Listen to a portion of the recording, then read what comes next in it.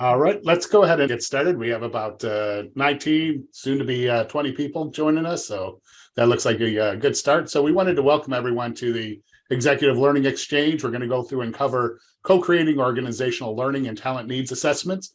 We have Sean Stowers, we have Tomas Ramirez.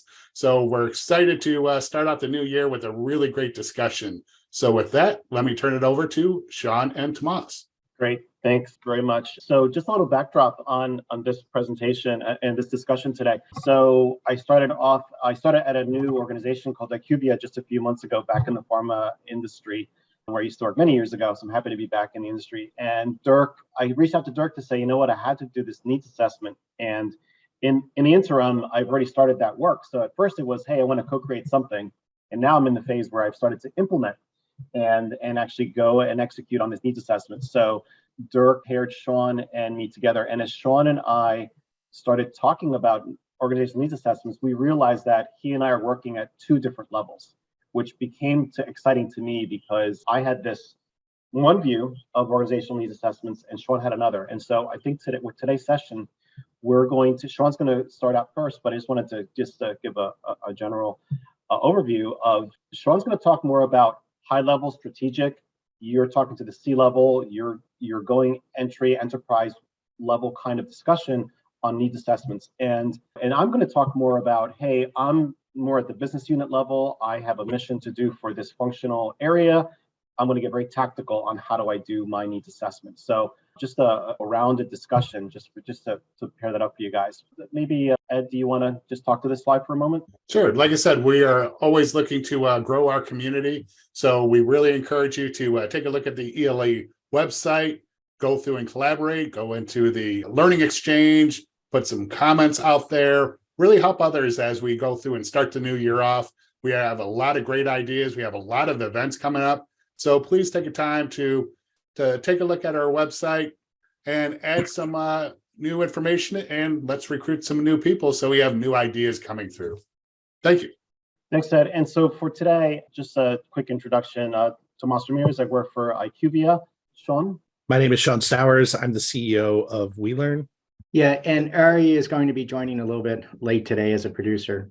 And I am Ed DeRoger. I am from Avanade, and I'll be one of your producers and controlling the topics as we go through today. Thank you. So as we go to the next slide, before we get started, we wanted to just have a general question where we want to ask you to annotate just real quickly before we get started as some gauge for where you all might be in organizational needs assessments, from, hey, we don't know what the hell they are, or we never use them, to all the way to, use them very, very extensively in your organization. If you want to, I think most of you know how to use the annotation tool, but if you do not, you can hover up to the top of your screen or somewhere on your screen and click on View Options, and then select Annotate, and you can click on one of the stamp tools. See, some of you are getting it already. Great. So I want to take a pause, either on chat or come off mute, and maybe some of you can describe to us how you're using needs assessments in your organization. Does anybody want to come off mute to talk about, especially those over, someone put yourselves over at number 9. Love to hear from you. Except I was the number 9. You don't want to hear from me. Oh, Sean, I'm going to hear a lot from you. Yeah, exactly. Right, maybe the number 7.5 person. Yeah, we'll hear from Sean later. So, hi, I'm Lisa. I'm actually in transition right now, but I'm thinking over the last 10 months. I used it as I came into my organization. They had just done an engagement survey. So to layer that on top of the engagement survey, really diving into the learning needs assessment, understanding, I should back up. It was a cybersecurity software SaaS company. So a lot of technical need that came out of that. So I used that as a layer on top of the engagement survey to really understand those questions that were asked, and to identify what the individuals were looking for, and then tying that back to organizational need, but also what we were seeing on that engagement level as well. So same thing that I'm doing as well. So it's funny you said that, Lisa. One of the things that I'm doing as well as part of my work is to take the engagement survey, the pulse survey, the annual survey that was just conducted just in October. So really fresh data for me to incorporate as one of the data points, right, that I can use at the organizational level. So yeah, thank you. Anyone else? Hi, this is Aziza, and I'm a little check mark between the 7 and the 8 there. And so in the context that I do needs assessment, it's usually related to the practice of lean enterprise, but the needs assessment piece is really, really important for the work that we do, because the solution is not always the training. And so really, when we have that needs assessment, we're trying to understand in this context, what is the vision of the leader actually? What is that vision that they're seeking to have the organization navigate towards in that area, or what have you? And so it becomes really, really important, because once we understand that, we can align what we're doing.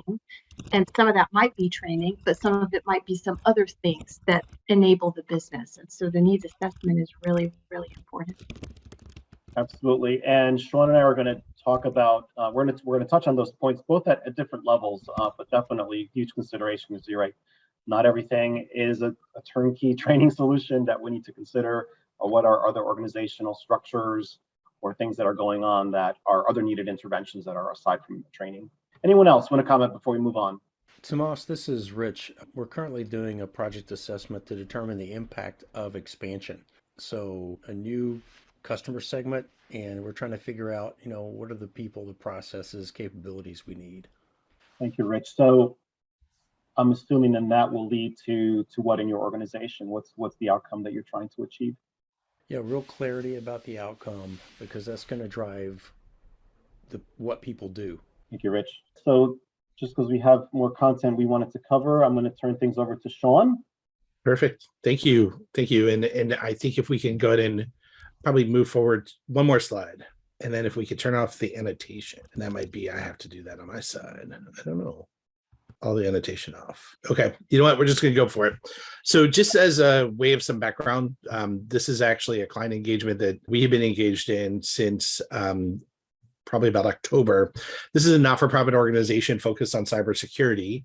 This particular organization has 300 current employees, but they grow at an annual growth rate about 20% a year. During COVID, they moved from being a single location organization to a hybrid organization, and they now have employees located all over the country, and they're launching their first L&D function. And their function is led by an L&D director, so a longtime HR employee, 2 new L&D specialists, and then they have a team of what they call learning champions, which are individuals that are in the line of business who let's call it their second job is supporting and partnering with L&D. So these are not full-time L&D professionals. These are practitioners in the business that are there to support L&D. Let's jump into the next slide, and we'll talk a little bit about the scope of what we had to do. So when we engage with the client, this was our initial scope. So one was to interview key stakeholders and identify learning needs within the client. We were going to do a number of interviews, and then we were going to help them prioritize investment. A second component of this was really to focus on the governance of learning. And so, not only create a strategy, but how does the learning organization accomplish the work that they do? And a third piece of it was to begin to work with them on a content strategy. One of the things I'll share here, and I think, Lisa, you brought this up, was there were some knowns in the organization because of the engagement survey. And that was one of the first pieces of data that we began to see from the client was the engagement survey. So we knew, and the organization knew, that there was a need for leadership development. We had started talking about that even before we began the strategy work. They knew that there were some engagement issues at certain levels in the organization as it related to leaders, and they knew that we had to solve for them. We also knew that they had a great commitment to learning. Even without an L&D department, this was an organization that was investing regularly in learning. And so I think this is where we were engaged to come in to really begin to help them. So one of the things that we began this engagement with was beginning to understand what we didn't know. And so in our first kickoff meeting, we had the director of L&D, but we also had the CHRO and a few other key resources from the organization. And we said, okay, you know what? We're together now. We have our statement of work. We know what the project is, but tell us what we don't know today that we need to be successful together. And so if we began to walk through a set of clarity questions with the client to begin to build an understanding.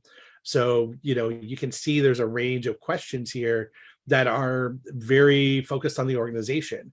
This isn't, not everything was related to necessarily training, but it was really helping us understand, is there a business objective for each line of business that L&D should have an alignment to? What is the 3 to 5 year plan for the organization? Are there competencies that they've provided to us that are aligned with role profiles? Some of these were related to delivery. What are your thoughts on remote learning options versus in person? Are there departmental priorities? Is there a key opportunity that we need to capitalize on? Operational metrics. You can begin to see the types of things that we were trying to uncover with them. And if we go into the next slide, you'll see some of these additional questions. Is there a DC or a RACI for the project? How is change management addressed in the organization? What happens when there are too many requests for the learning team? What percentage of training is training projects are truly about know-how and skill? How would your stakeholders measure success? We really tried to step through this and understand the organization from this perspective, so that as we were thinking about how we began to engage the organization, let's make sure that we're not asking questions that lead down potential rabbit holes or pitfalls. Let's make sure that we are asking questions that align to the goals of the organization. Is there anything that we need to know, for example, about, are there certain departments that are more important than the other? Like, we needed to understand some of the political ethos in the organization. And so it was really critical for us to go through this. And so I would love to find out, and in the chat, or if someone wants to come off of mute, if we go to the next slide. Obviously, we've shared some of our discovery questions, but we would love to hear from you. Are there any great discovery questions when you're going into this sort of organizational needs analysis that you feel are your go-tos? So if you want to put it in the chat, or if you want to come off mute, we'd love to hear from you and hear, are there any kind of go-to questions that you have? Yeah, I think that's a great list of questions, Sean, very comprehensive. And I, as people are formulating, love to hear other people's perspectives, is that you didn't just include training questions. Let's understand the business. What are the business objectives, and what does good look like? You did have success measures, because sometimes we all know it's not training. So if we can be consultative, we're not always providing our solution, but we're helping them solve their problems, and we're supporting that in some capacity. I love what Rich just added in the chat. What should be happening? What's not happening that should be? What is happening that should not be? I think that's a really great question. Thanks for throwing that in there, Rich. Anyone else have anything that they want to add, or any great questions that they use? Yeah, I'm curious if people also would think this is a good opportunity for DE&I, our diversity and inclusion, to try to understand how we can help support that. I think it's interesting you bring in DEIB. This particular organization, it was interesting when they started the engagement survey, they actually thought it was a DEIB issue. And what they found was they had more of a psychological safety issue. And so I think while they continue to focus on DEIB, it's actually interesting to see that they kind of found that what they thought they had an issue with, they did not. I like Sarah's question. What is the leadership engagement in EID learning, employee experience and initiatives? That's a great question. I think we asked in our conversation, we tried to understand a bit more about the CEO of this organization. CEO was a big proponent of learning, but also not one that always trusted consultants. And we'll come back to that a little later, but I think that's a really good one. Another one that really comes up, though, is who is their change champions, and are those change champions able to accommodate the extra workload? So because we see so many things fail when we've identified a team of people and those people are overloaded or they're not the right group. So I think that's actually a great question. And I think one of the things, and while we won't go into it here, when we talked about the governance strategy and really as it related to the strategy we're going to put in place, one of the things that we had to really look at is what was in scope and what was out of scope for the L&D organization, and specifically what was in scope and out of scope for the learning champions, who are these folks that kind of have that second job supporting learning. I think that, Lisa, you put in here, in addition, getting to the difference between leadership engagement and management engagement. I think that's a great question. I think you said, help me understand your view of the business need what are you hoping to do or accomplish in your organization? I love that question. I think, again, it puts you in the pathway to understanding what to measure. And, I think that's always super important. So I love all those questions.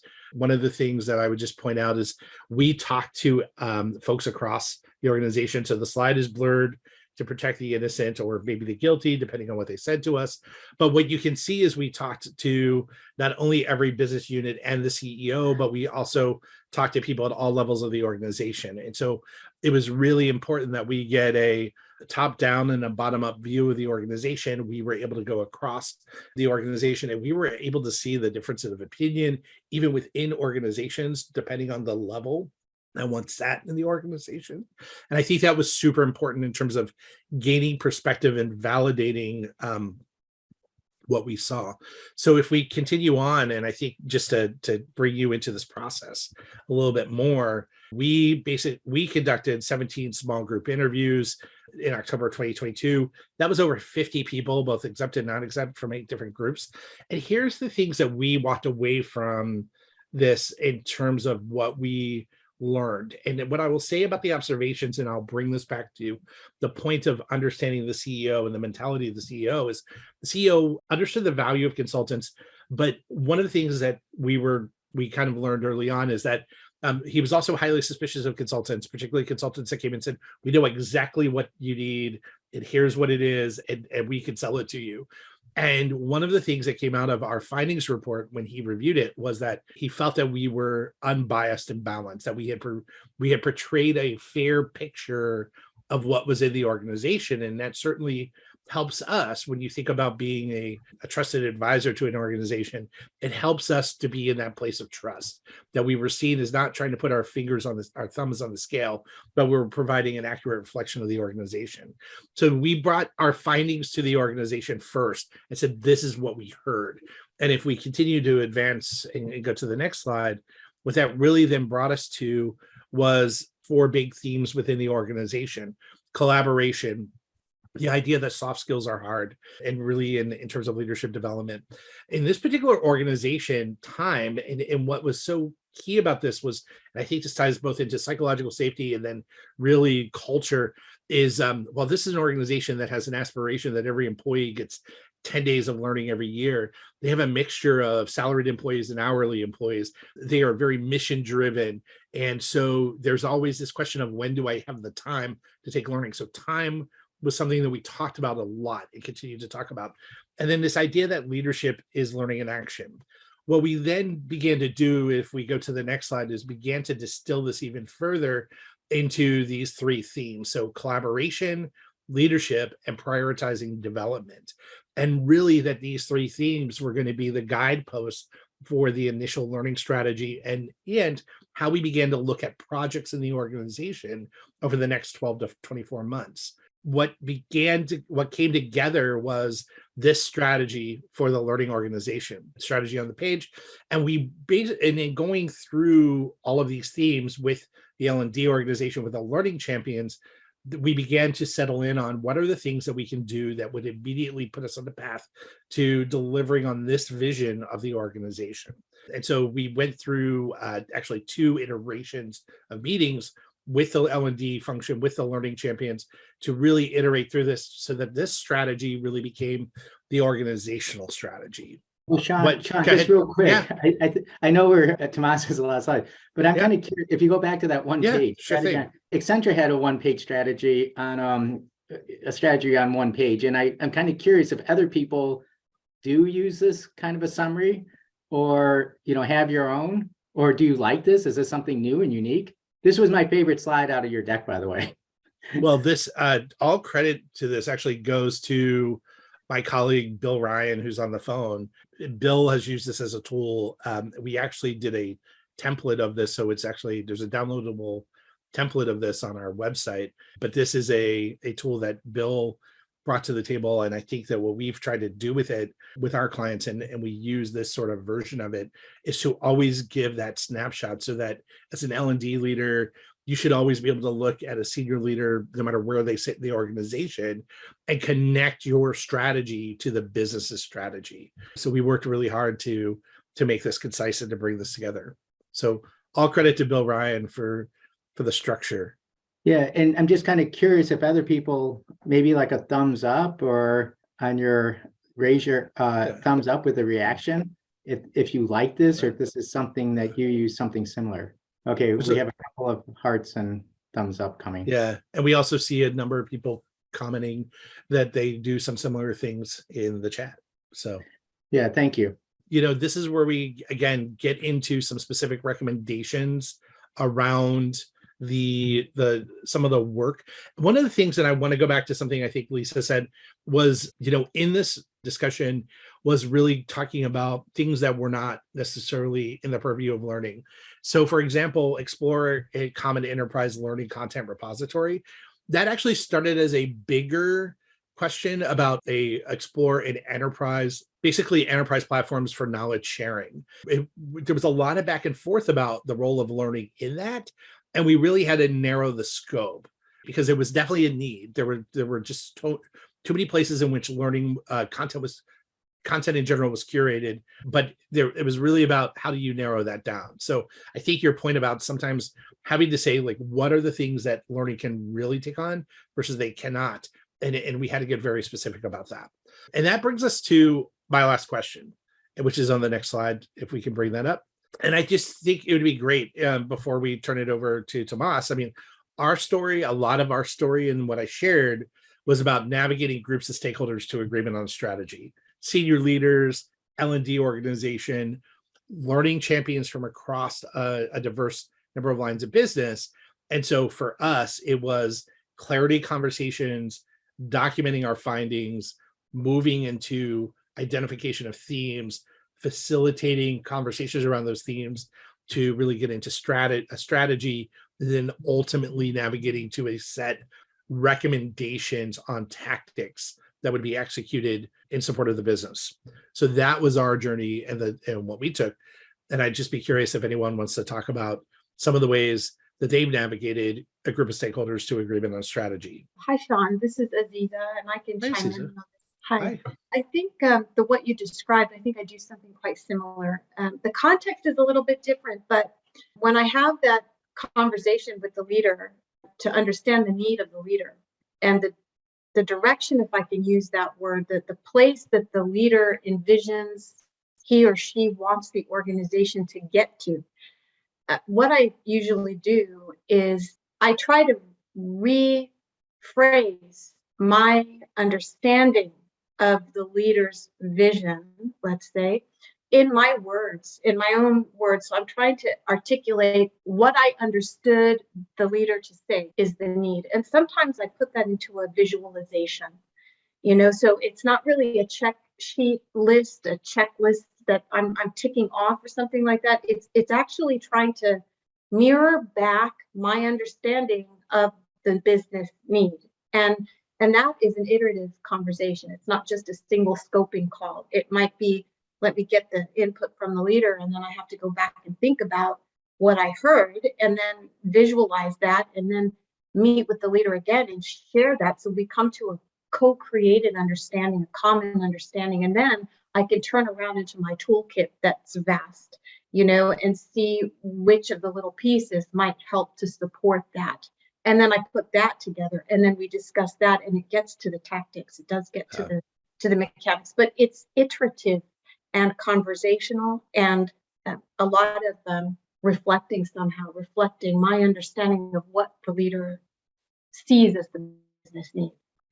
You know what? I think that's absolutely important, and thank you for sharing that. I will kind of just really quickly. I had another client that we had talked to in the industry who made 3 failed attempts to get a learning strategy funded. And finally, I had to look at the particular client and say, what your head of HR is telling you is you haven't found the right thing that is there, what's important to them. And until you ask them what that is, they're not going to fund you. Like, it was as simple as that. And so I think your point of understanding the business need, making sure that you do understand it, reflecting it back in your own words, getting that agreement, and then building around that is super important. I see Tomas is thanking Bill Ryan for the strategy on the page. Bill Ryan, he is awesome. So I'm glad, Tomas, that you found value there. Anyone else that want to share anything before we turn it over to Tomas and let him take over the second half of the show. Sean, I did see some comments while you were speaking from Lisa, Joanne, Sarah. I don't mean to call you guys out, and you don't have to come off mute to speak, but if this is an opportunity for you to share more of what you were writing in chat, if you want to do that. No, from my perspective and what we use at Glambia, and I'm just been there a short 3-4 months now, they have definitely moved to that. What can we all communicate on a page? And it's been very, very impactful because it also helps us get more succinct. It helps us narrow it down to here are the key points. And then it really flows very well into the change management plans as well, because then you know what all of the key messages are. And it's those messages that you can reiterate in larger comms into job aids, if it gets into the training side of things, or other live session decks that build out. And we found that our stakeholders really appreciate it as well, because then it's not taking up as much of their time to do all this reading. They can see it and react to it that way. So I love these plans. To me, they're kind of like your executive summaries and not so much just bullet points, but it creates that visual that others then can follow. So love the idea and plan to continue to use it as well. Excellent. Thank you. Yeah, no, I think it's great too. I think what I found in addition to this, which sort of maybe defeats the purpose, but when I do get down to the conversation with, to your point, the department, the department leads, the VPs, SVPs, et cetera, when you're trying to share the action items, they do want to know specifically for their own teams, right? What does that look like? What does that mean?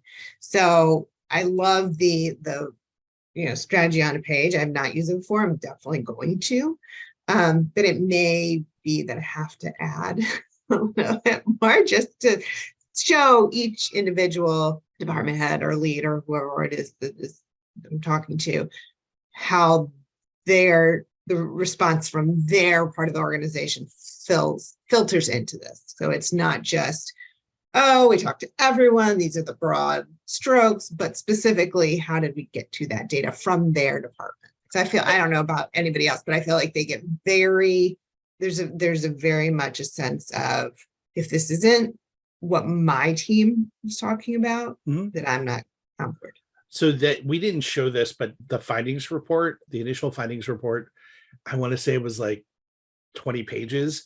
And we included exact quotes from the interviews. Like, we didn't use names, but exact quotes from the interview, so that if any business leader across the organization was reading that, they would see where those themes were driving from and where those conversations were happening. So to your point, we really did that. And I would say that the second piece to this is again, this is the high level strategy work. Obviously, as you drill down, if there are things that become more specific to a line of business, and we were looking more at the organizational strategy, I think Tomas is going to talk a lot about driving a line of business strategy. You would begin to drive some of those themes a little differently. So I think, one is how we reflect back the data what we heard and the data that we're using to make decisions.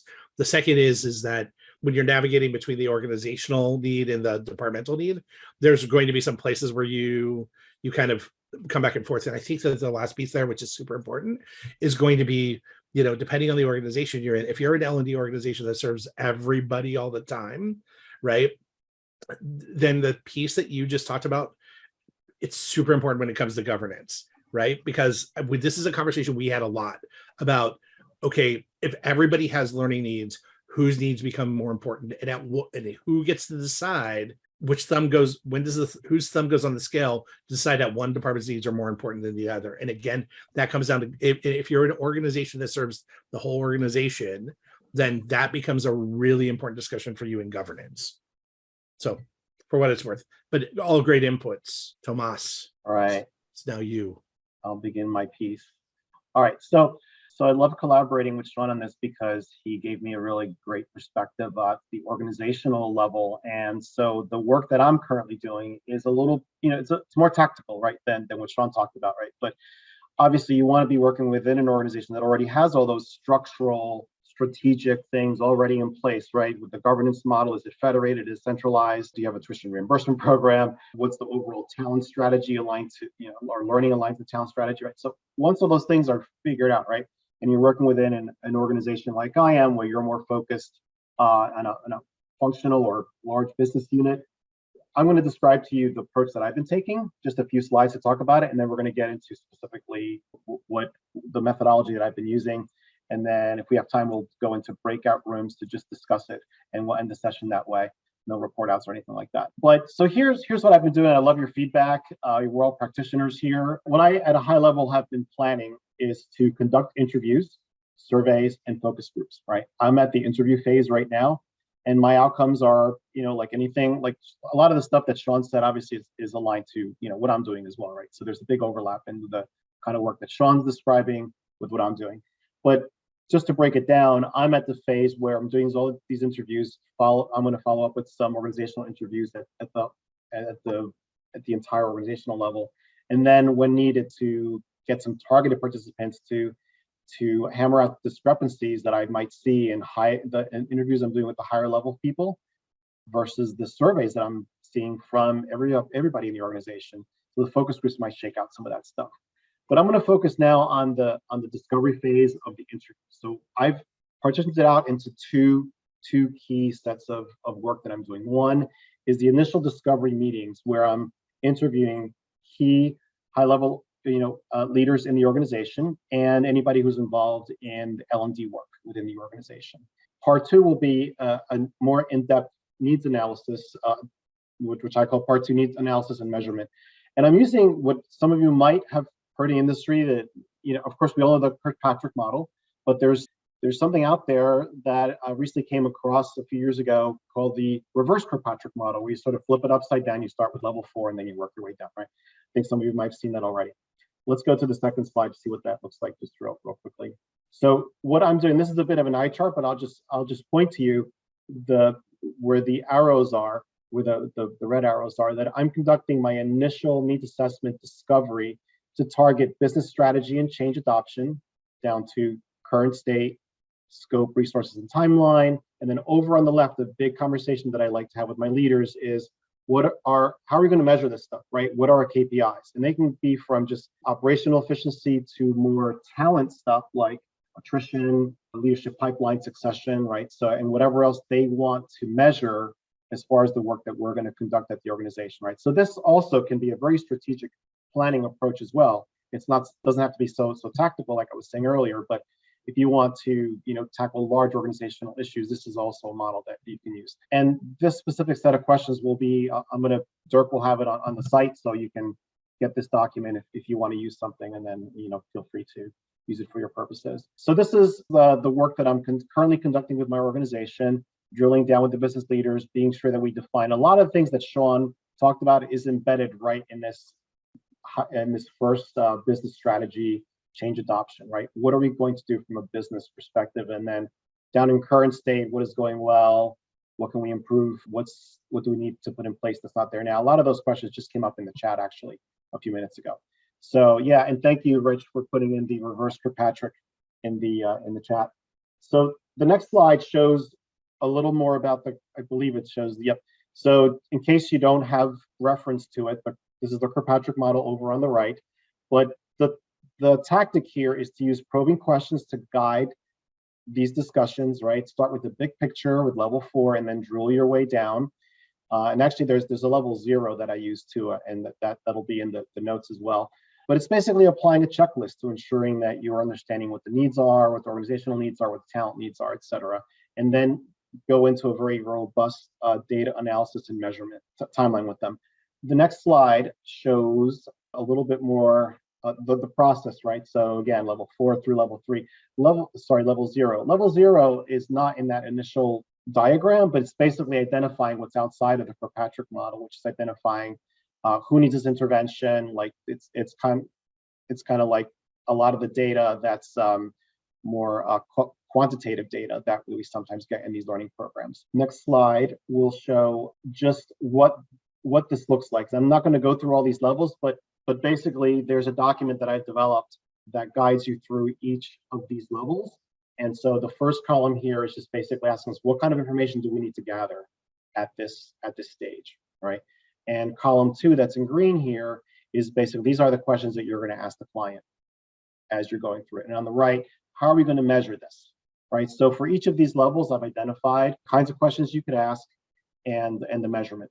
So again, we can have a whole session around this, but I just wanted to introduce the model for everybody and wanted to get some feedback to see if this resonates with you, if this is something that you think you could feel you can use in your organization. And after we're done with, if there's any questions, we can go into some specific Zoom breakout sessions that we can have a more robust discussion about what you're doing in the organization and how you would go about these tactics within your organization.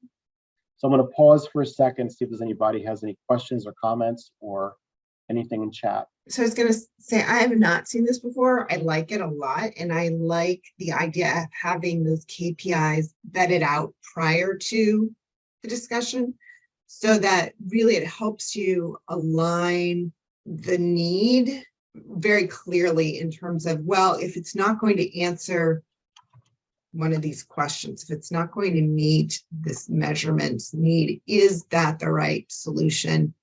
Is that as important, as it seems to be, right? It really helps you narrow down where you're headed, because if it's not reflective of those KPIs, where's the value? And there may be value. Maybe you need to add a different KPI. Maybe you're just not asking the right questions, but I like starting there because it does help really put a framework in place. Yeah, and just real quickly, I'll respond to your comment. This is where I get a lot of value as I've been doing these. I've been conducting several of these already in my work, and this is the question that, besides the first 5 questions, they really love talking about these KPIs because they're being asked by their management to measure, where they're going to, how are you going to move the needle in this organization, right? Talking about, what skills or whatever you're going to improve in your organization. We're having attrition problems in our organization. How are we going to measure that? So definitely your point about KPIs has become so relevant in my work right now. Yeah, one of the things, Tomas, that came up as I'm looking at the measurement, which is wonderful, is Accenture many years ago, and Rich might remember this, but they had a one-page strategy where on the left side was kind of the business needs, and then on the right far end, it was how do we know success? How do we know when we get there? And those were typically were KPIs. So on a one-page strategy, they use the one-page strategy with the line leaders to update. So as a project went along, if the KPIs or measurements or something changed, they would actually just update that one-page strategy. And they found that a very simple visual was quite helpful. Our leaders, Dirk, are being asked to put together a KPI measurement dashboard that we want to review every quarter, right? And put that against our learning and talent initiatives that were going on in the organization. Yeah, so essentially you're not coming up with new learning KPIs. You're looking at how you are supporting the business KPIs and, maybe somehow some loose correlation or a direct correlation helping. Yeah, these KPIs are business driven. They're not learning. Well, and to build on that, I think with the reverse Kirkpatrick model, then you are starting with the business outcomes. And if you start with that, then it's easier to get to what is going to be the learning impact. So I think it's also great where it can be positioned here early versus tell me what you need, tell me what's going wrong. If you start with that outcome based, then I think it does help to drive to that level 4 as well. Yeah, thank you, Joanne. Yeah, that's definitely useful for my work. Yep. Any other commentary on this? This is Aziza, and the only thing I would add to this really, really great discussion is actually sometimes I think we have to translate from the results from the business need, sort of that reverse Kirkpatrick model. We have to translate what methods might help achieve that business need, and then figure out the way of monitoring it at a tactical level, because our training and the actions that we take are sort of in support of that higher level result. And so there's a translation sometimes that needs to happen, and a connection. How is this going to impact that result somehow? Yeah, when I think about what you just said, I go back to the question. I think it was Lisa who made it about difference between leadership engagement and manager engagement. And for me, it just becomes that much more important because as I'm conducting my needs assessment right now in the organization, I'm finding out who are going to be these business leaders, who are going to be my change champions, right? And I think, Lisa, I don't know if it was you, but someone else talked about that emotional safety that we have. So I'm interpreting your comment to be, leaders need to, champion and make employees feel safe that change we're driving through is really what we want, right? That they feel that they can embrace it, right?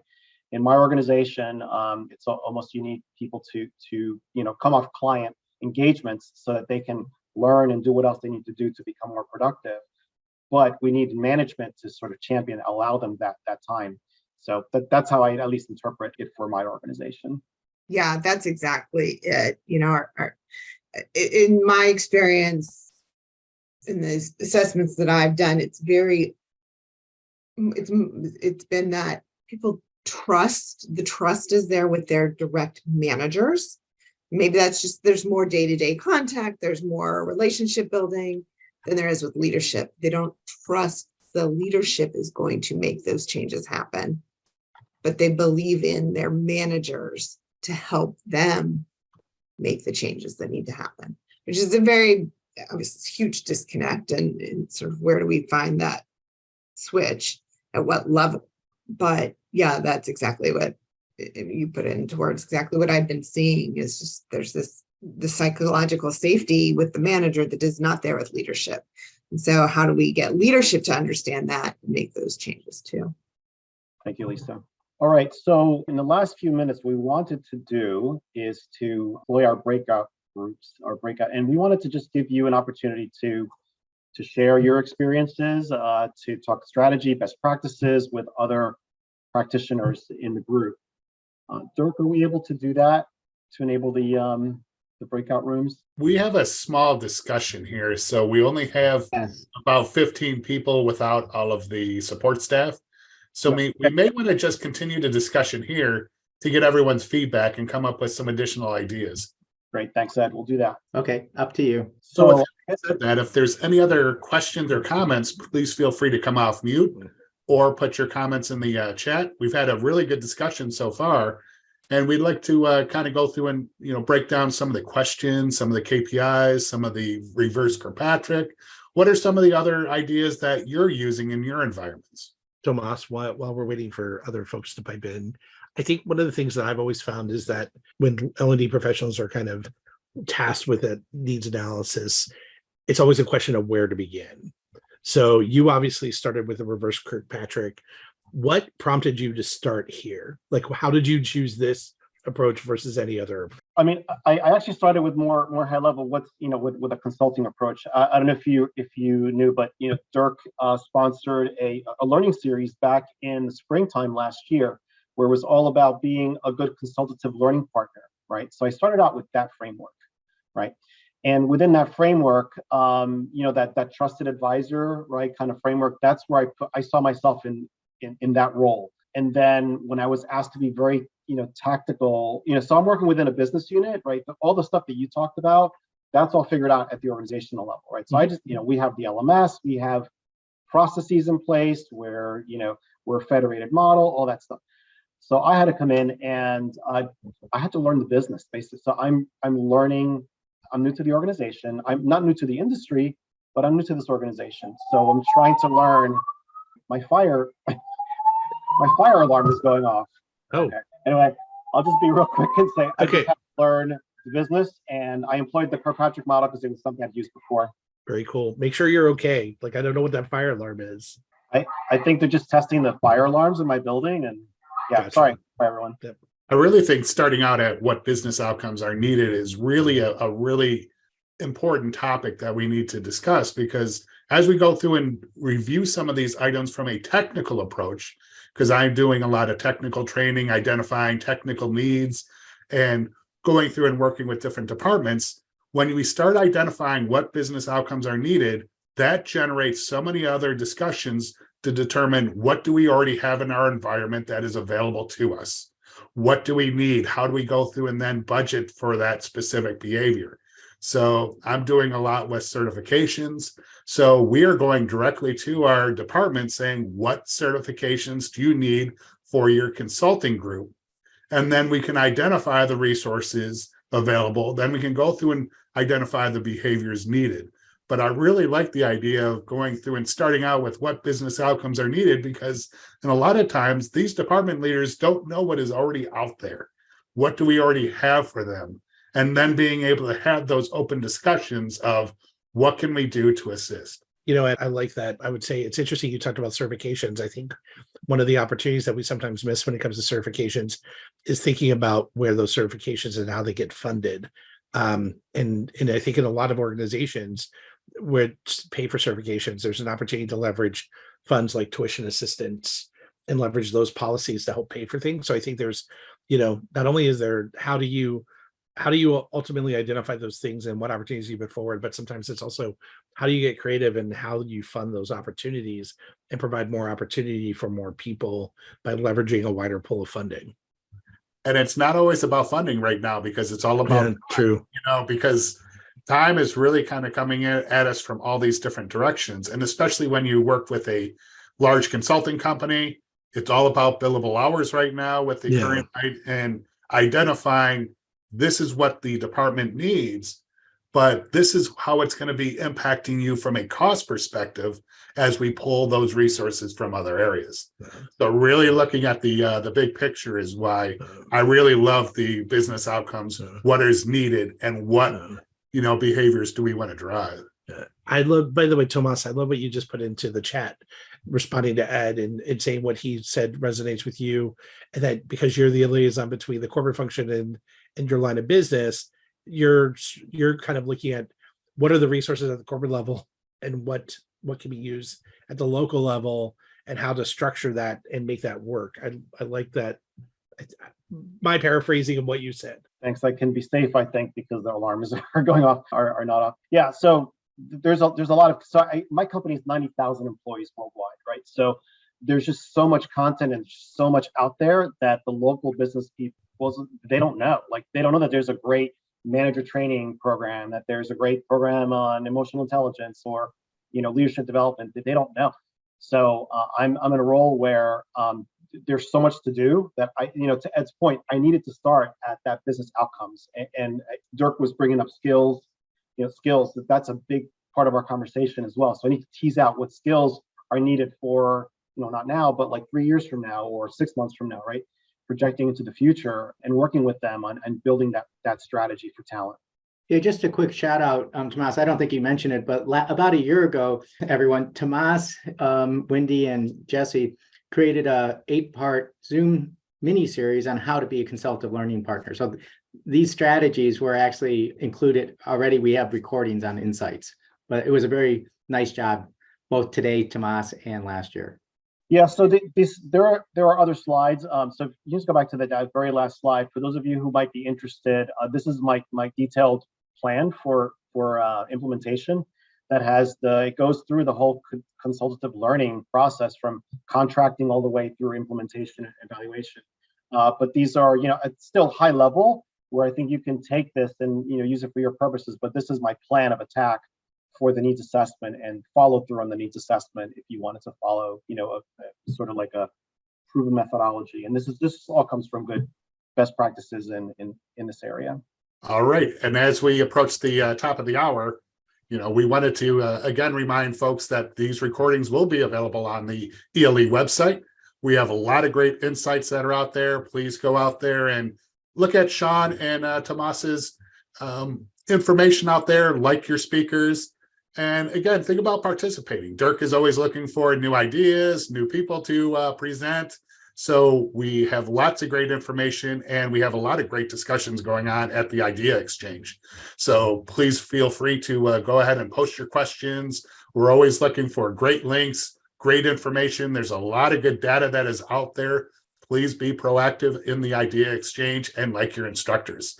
So with that being said, I'd like to thank Sean and Tomas again for a great discussion, and we look forward to seeing you at our next event. Thanks, everyone, and have a great week. So, yeah, Thank you. Thank Bye. you, Ed. yeah, thanks. Great job. Thanks, Really everybody. appreciate it, Sean and Tomas and Ed and everyone.